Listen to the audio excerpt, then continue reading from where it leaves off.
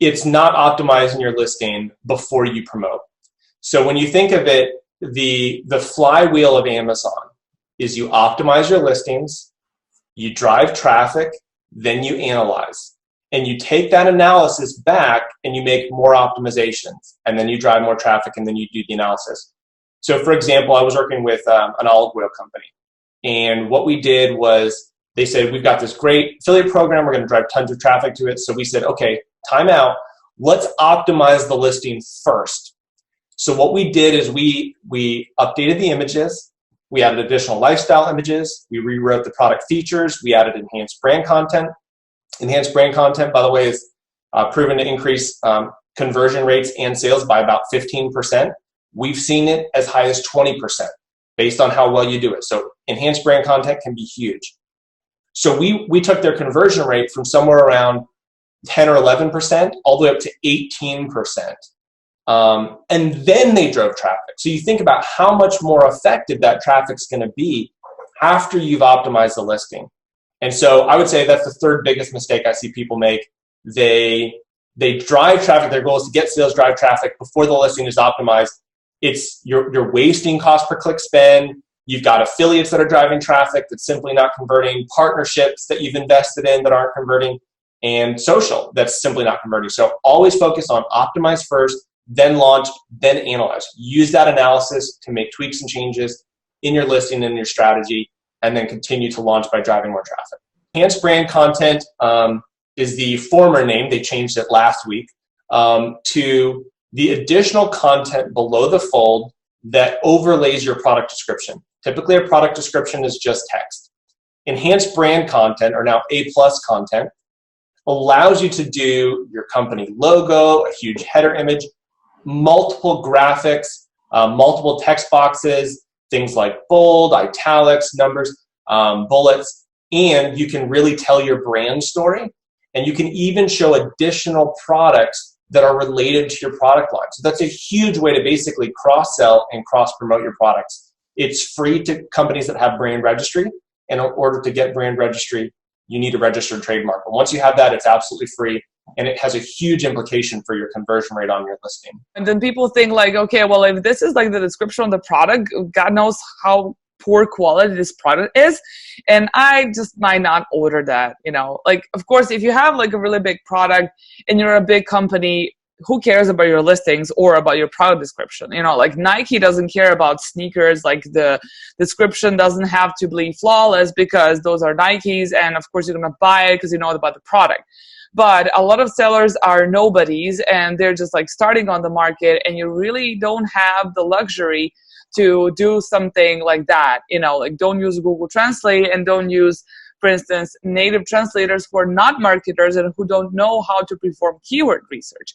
And and that's something that people should really, really focus on. After that, I optimize the bullet points, the 5 bullet points in the Amazon listing. Yeah, I try to promote the product data, but also the advantage of this product. So I try to sell the advantage and not the product itself.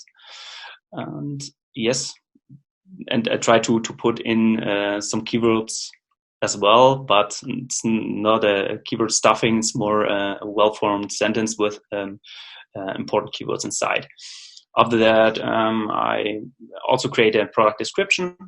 So it's a well-formed text product description. If you have if I had the possibility to create enhanced brand content or A+ content, I also put in some images and describe our company so that the user or the customer understands, okay, who's the seller of this product? Is it a German seller, or is it a Chinese seller, or is the focus of this company on these products, so that I can trust and they send me a good product.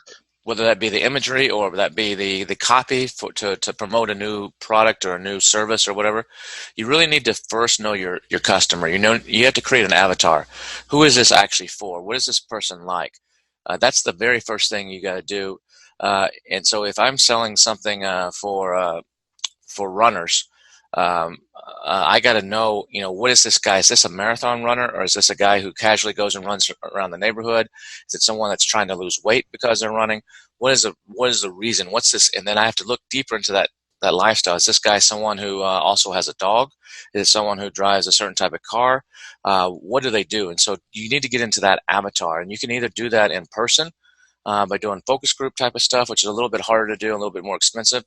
Or a lot of times you can create these profiles like off of social media. Social media often has these types of profiles. There's also websites that do this where you can actually cookie people, and they'll follow them around, and they're going to all these different websites, and they'll kind of build a profile of what these people are like.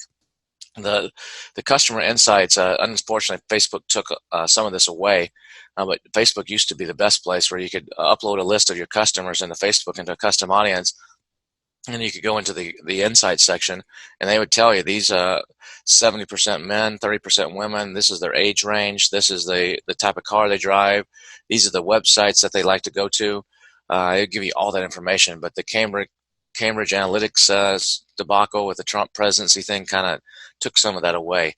There's still some of it there, so you can get some of that there. But that's a great way to do it. There's also other services out there like Melissa Data and some of those where you can, if you have a customer list, you can upload that and they'll give you some demographic and profile data. The other way is taking a look, if you're selling on Amazon, maybe you don't have a custom list. You're going to sell your product, and you can then download that data from Amazon, and you can use that data to send in to analyze, or you can do questionnaires. You can have games or contests or something and just ask people questions to try to get a profile of your audience. That's what a brand is. A lot of people think a brand is selling, putting it as a logo and putting your logo on a product, and that's not what a brand is. A brand is something that people identify with, that creates an emotional response. And so in order to do that, you really need to know your customer. If you're selling Louis Vuitton bags, there's a reason someone's going to pay $2,000 for a bag, because something about that makes them feel a certain way. Or those bags, yes, they're quality bags. They're better than the $20 bag you get down at the local Carrefour or Walmart or whatever. But that's all part of marketing, and all part of getting into psychology and knowing your customer. So that's how you and once you know that, then it's very easy to create the imagery. It's very easy to create the copy. Some people call it like hypnotic copywriting. It's using a lot of words to paint a picture. As someone's reading it, you don't really just describe it. You don't describe it. You have to create emotion, and you can do that with words and imagery. And that's where a lot of people, they stumble. They just basically say, here it is. This is what it looks like. This is what it does. It's more the features rather than the benefits.